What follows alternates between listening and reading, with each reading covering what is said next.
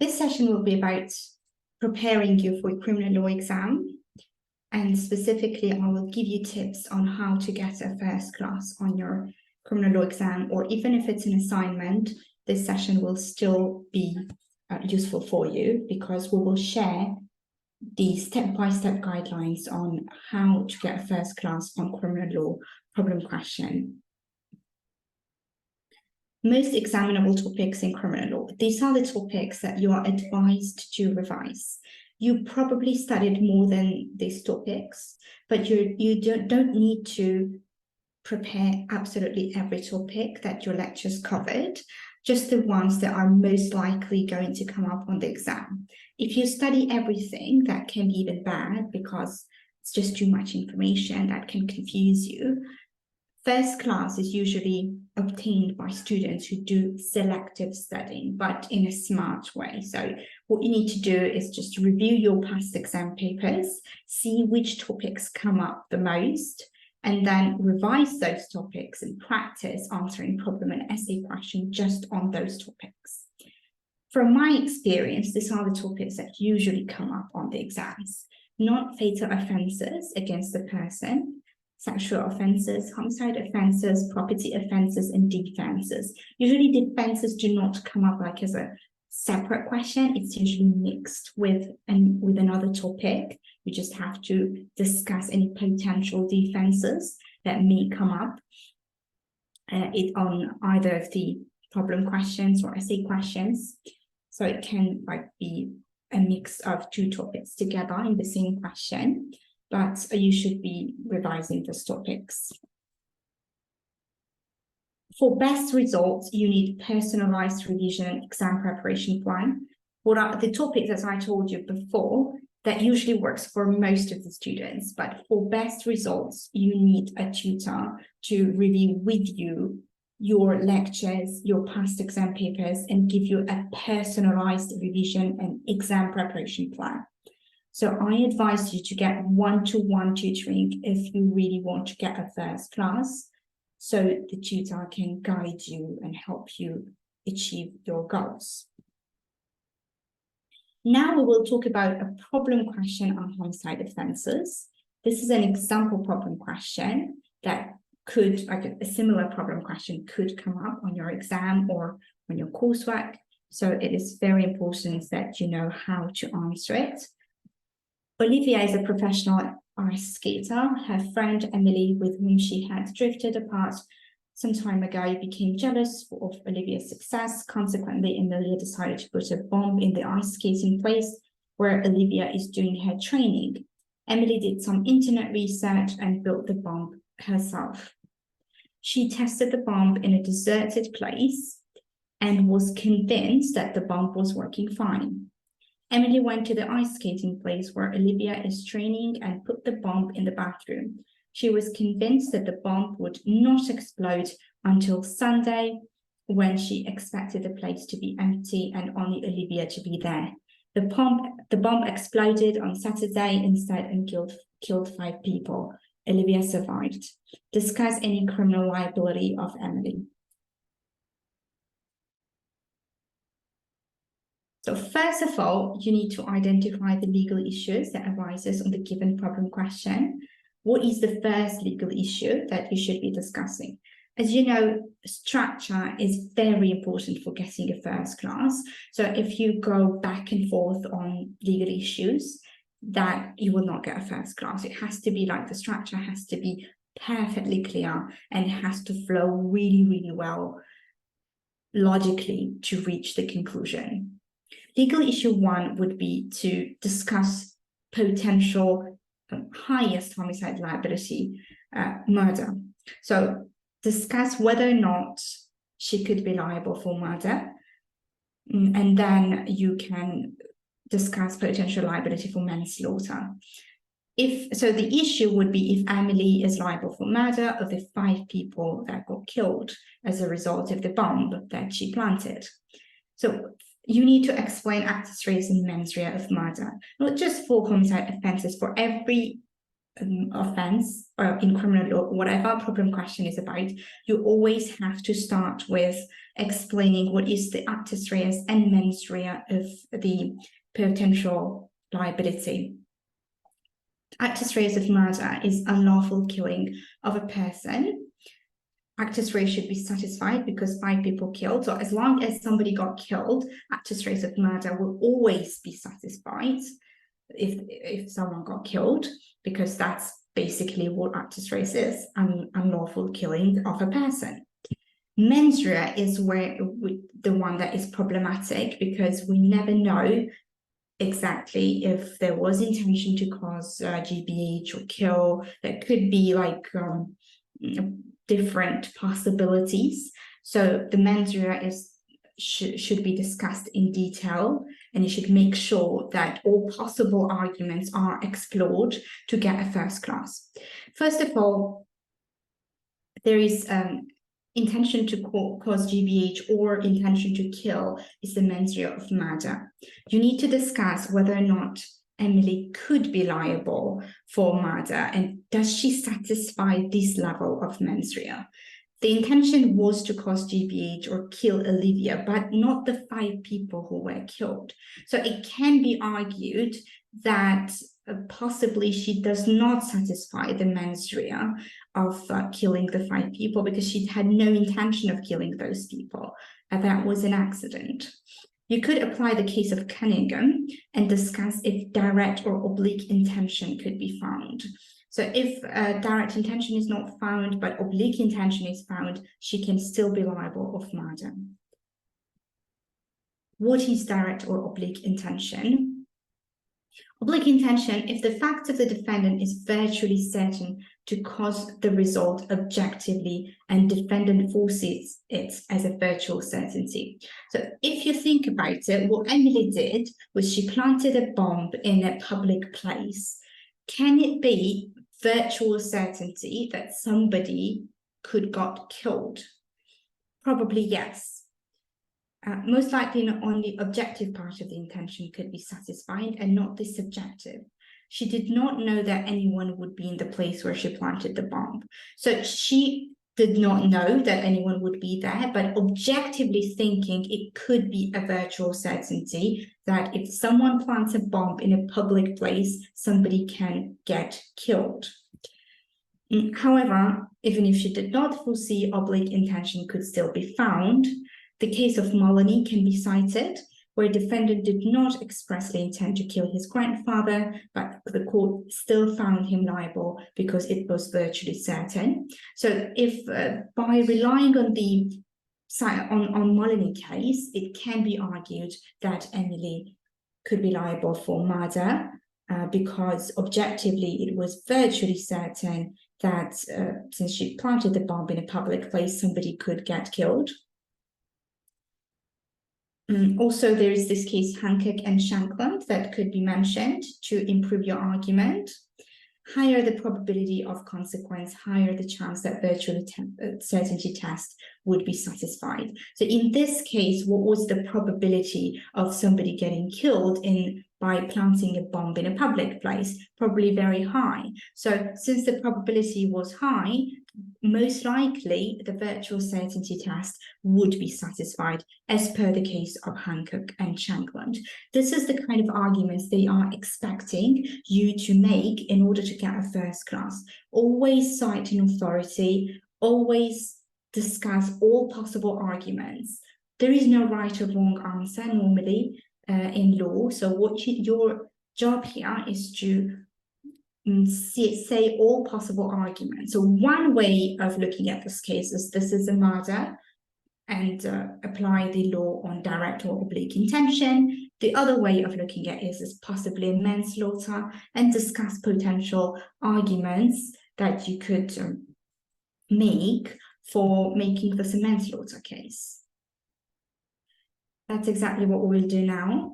Discuss the possibility of voluntary manslaughter. So before we have established that there possibly Emily can be liable of murder, but there is an alternative. Alternatively, she can be liable for manslaughter. Now we have to present our arguments for potential manslaughter liability and on what grounds she can be liable for manslaughter instead of murder. Voluntary manslaughter is basically when somebody gets killed, the actus reus is the same as murder, but the difference is that one of the partial defenses apply. The three partial defenses that exist for voluntary manslaughter is loss of control, diminished responsibility, and suicide pact. Here, most likely would not be relevant because for loss of control to apply, defendant shall have a fear of serious violence from the victim. So if Olivia and Emily were fighting at the time the accident happened, then probably loss of control would be relevant. But in this case, this could not apply because there was no fight and you cannot really say that she lost control. But probably diminished responsibility. The diminished responsibility should not apply here either because on the facts, there is nothing to suggest that Emily had a medical condition that led to an abnormality of mind. So this is what diminished responsibility is. If anything on the facts suggested that she suffers from mental condition that could have impaired her judgment, then yes, diminished responsibility could have applied. But in this case, we don't have anything to support this argument. Therefore, none of these partial defenses would apply. However, the fact that you mentioned voluntary manslaughter, you explained what it is, and you explained why this should not be relevant here, that would give you a lot of points and a good way to get a first class. Legal issue 3 would be to assess whether or not Emily could be liable for involuntary manslaughter. There are 3 types of involuntary manslaughter: gross negligence manslaughter, unlawful act manslaughter, and reckless manslaughter. We have to discuss each one in turn and say to what extent Emily could be liable for either of the 3. This is the formula for establishing liability for unlawful act manslaughter. Unlawful act should be there, so this is a base offence, plus it has to be objectively dangerous and it shall be causing death. Well, here 5 people got killed, so obviously it caused death. Now we have to discuss whether or not the other 2 requirements are present. Unlawful act. It is a requirement that a sober and a reasonable person in defendant's position would have foreseen that defendant's acts carried a risk of harm to the victim at the time defendant acted. So it's an objective test. A reasonable man would basically foresee that what defendant did was objectively dangerous. The full test of dangerousness was set out in the case of Church, and you have to cite this case. Putting a bomb in a public place here, that in the case of Emily, should satisfy this test because it is objectively dangerous to put a bomb in a public place. DPP versus Newbury can also be a relevant case to cite here. In this case, defendant does not need to foresee that the other person may suffer harm due to their action. It is whether or not the reasonable objective person would have foreseen that harm would have been caused. So to conclude, unlawful act manslaughter could apply instead of murder if the jury finds that there is no sufficient intention for murder. So in this case, unlawful act happened. She planted a bomb in a public place. It was objectively dangerous and it caused death. So if the jury finds that she did not have the level of intention for murder, instead of murder, she could be charged with unlawful act manslaughter. So this is like one of the possible offenses that could be relevant in this case. Another possibility is gross negligence manslaughter, and we have to assess if this could apply here. This is the formula for establishing liability for gross negligence manslaughter. Defendant has to owe victim duty of care. Defendant has to breach that duty of care. The breach has to cause victim's death, causation element, and defendant was grossly negligent. Duty of care usually exists in certain scenarios only. It doesn't exist all the time. For example, doctors usually owe patients duty of care, transport operator to passengers, and these are the cases where this duty of care was established. Special relationship, voluntary assumption of responsibility, and creation of dangerous situation. The last one is the most relevant one here, and this duty was established in the case of Evans. The case of Evans can be cited, as it is, I have put it here in the brackets. So Emily created a dangerous situation by planting a bomb in the public place. Therefore, she owes duty of care on that basis. Did she breach duty of care? That's the next legal issue that you need to discuss and apply to the facts of the case. The second element of gross negligence manslaughter is that defendant breached the duty of care and duty to act if it's a case of omission. In this case, this is not an omission. She actually planted a bomb. So that's an act, and duty of care should be established. The question is whether defendant's conduct fell below the standards expected of a reasonable person in defendant's position. Emily built a bomb with internet research without having an experience or scientific knowledge on how to do this. Therefore, the fact that it went wrong should be because her conduct fell below the standards expected of a reasonable person who creates explosive. Well, this can be a possible argument. Obviously, she shouldn't have done it at all, but here, this is not what the question is asking you. The question is, did she breach duty of care? Well, she created a dangerous situation, and it can be argued that when she saw that on Saturday, the bomb actually exploded on Saturday, she could have done something to avoid that. So her conduct fell below the standard expected.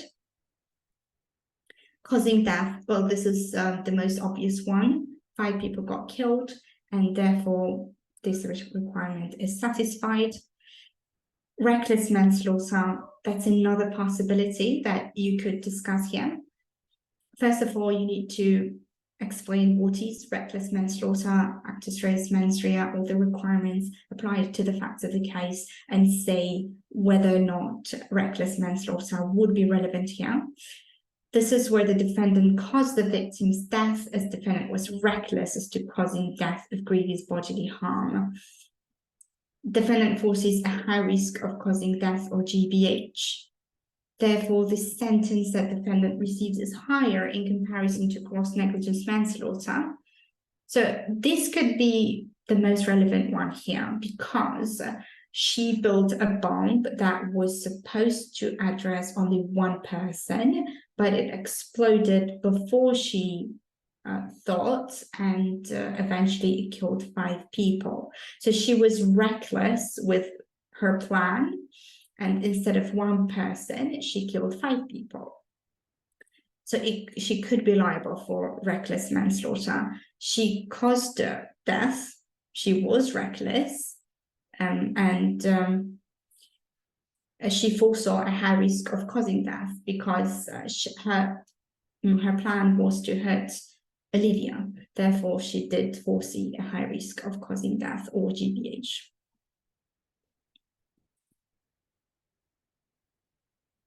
After establishing all possible offences and applying the actus reus and mens rea of all possible criminal liabilities, you have to discuss whether or not any defences apply. General defences are intoxication, automatism, insanity, duress, public and private defence.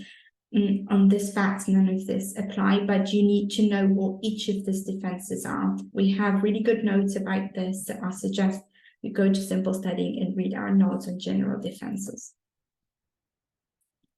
Conclusion: more likely, murder conviction should be upheld.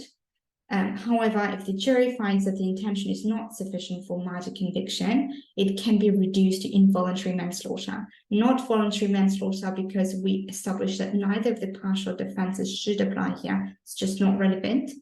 It could be either reckless or gross negligence or unlawful act manslaughter. But reckless manslaughter seems to be the most relevant one on the given facts, because Emily was reckless as to causing death or GBH, and she did foresee a risk of this happening because she planted a bomb in a public place, and her intention was actually to hurt Olivia. A reckless manslaughter also receives higher sentence, not that she was negligent, not really, she actually wanted to kill someone. She was reckless as to how many people got killed, right? And she was reckless as to how many people got hurt. Therefore, reckless manslaughter seems more relevant because it also receives higher sentence than gross negligence manslaughter. If no general defenses apply, then the conviction should be upheld. Actus reus plus mens rea minus defenses equals to conviction. For further information, I advise you to go to criminal law page on our platform. We have revision notes there, case summaries, essay examples, problem questions, and essay questions with full answers that you should read to understand how to answer problem and essay questions to get a first class. We have tutorial videos like this and more, even animated videos to help you revise and learn key principles. And we have flashcards too that gives you like one sentence summary of very important legal principles that you need to know in criminal law. Now I'd like to tell you a little bit about our services and how we can help you. Our content creators and tutors are successful law graduates from different top universities in the UK. Usually we only hire first class graduates or high to one. We are not associated with these universities, but we hire their best graduates. If you want to get a first class, our advice is to follow these 3 steps. Step 1 would be to study using our materials, because our materials focus on what you need to know to get high grades. And like it's really condensed, simplified, and on point, giving you just the right information for you to get a first class. Step 2 would be to receive personalized one-on-one support from our tutors. If you get one-to-one tutoring, our tutor will guide you through the entire process, whether you have an assignment or an exam. We will help you with both of them. And step 3 would be to attend the free revision sessions that we hold occasionally, like this one. We have upcoming revision sessions as well, and I suggest that you attend all of them. How do we help with courseworks? We help students learn how to do relevant legal research. It is really hard to understand where to find things. And this is something that somebody has to really explain to you at least once, so you get a good grasp of it. We do the research together. We help you make notes. We help you summarize and understand the applicable law. We help you understand how to do the IRAC structure with both essay and problem questions.